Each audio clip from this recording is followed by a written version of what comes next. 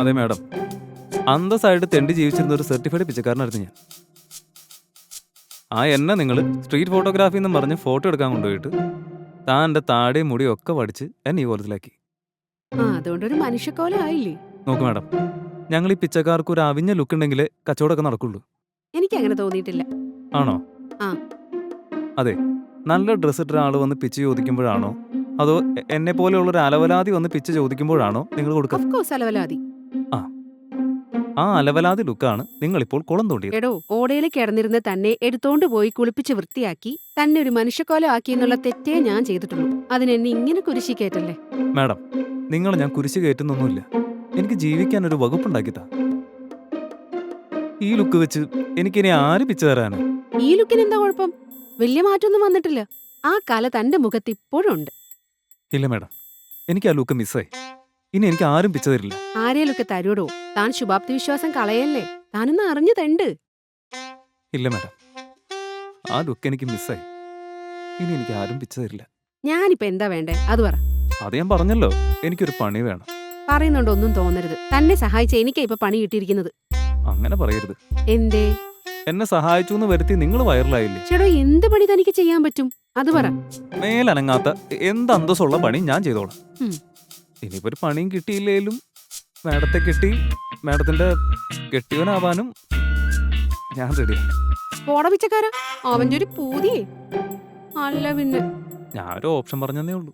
തന്നെ സഹായിച്ചു എന്നുള്ളൊരു കുറ്റേ ഞാൻ ചെയ്തിട്ടുള്ളൂ. എന്നിട്ട് എന്നെ ഇങ്ങനെ തനിക്ക് ശിക്ഷിക്കേണ്ട കാര്യമുണ്ടോ?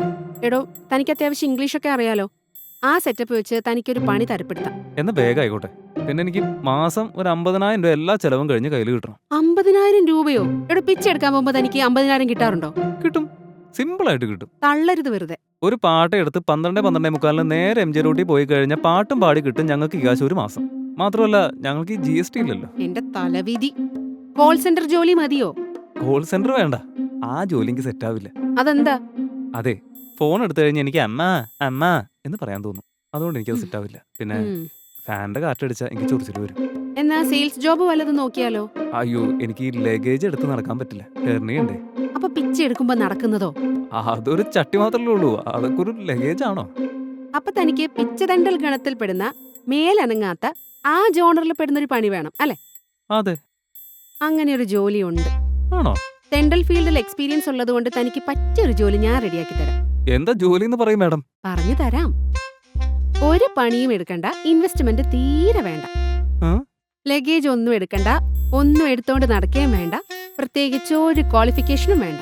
എന്താ ജോലി എന്ന് പറയും മാഡം? രാഷ്ട്രീയ പ്രവർത്തനം. ഇന്ന് തന്നെ സെറ്റാക്കാം. മാഡം, മൂട്ടില് ശൂലം കയറിയിരിക്കുന്നവരോട് സന്തോഷ് ജോർജ് കുളങ്ങര കളിക്കരുത്.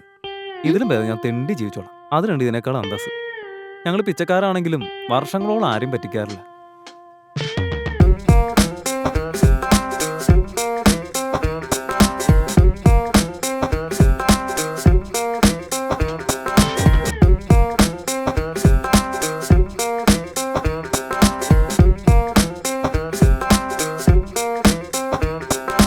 നിങ്ങളിപ്പോൾ കണ്ടുകൊണ്ടിരിക്കുന്നത് 94 പ്ലേ ഹൗസ് ആണ്. സോ വീഡിയോസ് ഇഷ്ടപ്പെട്ടാൽ ലൈക്ക് ചെയ്യൂ, സബ്സ്ക്രൈബ് ചെയ്യൂ, കമൻറ്റ് ചെയ്യൂ.